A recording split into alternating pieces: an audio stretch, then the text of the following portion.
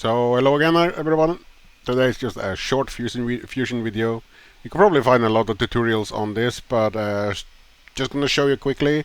Here you have a model is supposed to simulate a 605 bearing because I'm going to use it in the part, and I have made a lot of them, and I want to just fillet the edges of all of them.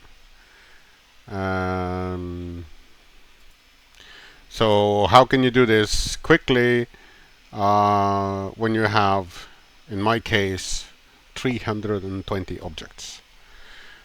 So basically, what you can do is, since this is a circular disk, it basically has only two edges. It's the front and the back edges. And what I can do is I can go here, and I can show all the objects.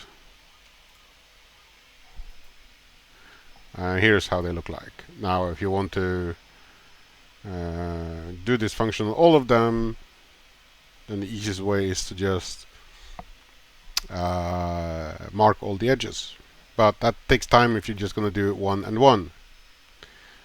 Which you can, but you'd have to rotate and do it. So there is a fast way to do this. You can just go into the select option here, selection filters. Then you untick the select all, and then you go and you select body edges only body edges.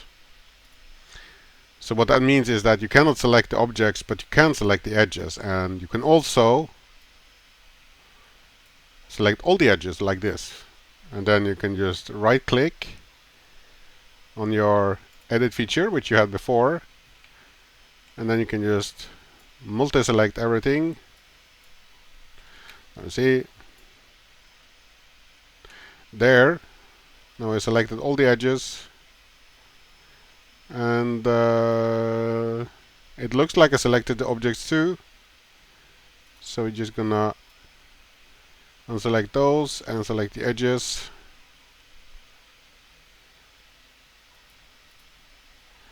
So it's easier to just before you open the fillet, go in and you select selection filters like this, and then I don't think you can edit the filter, so you have to sort of delete that first filter like this. Then you do all of them at the same time.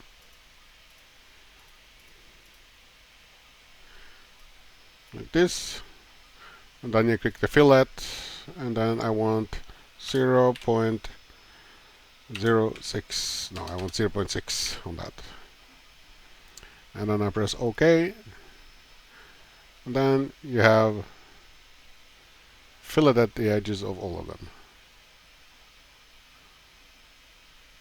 So that's how you can easily fillet the edges of several. You use the selection filters and select only body edges. You can also do that on faces, but it's different. Thanks for watching, and I'll see you in the next one.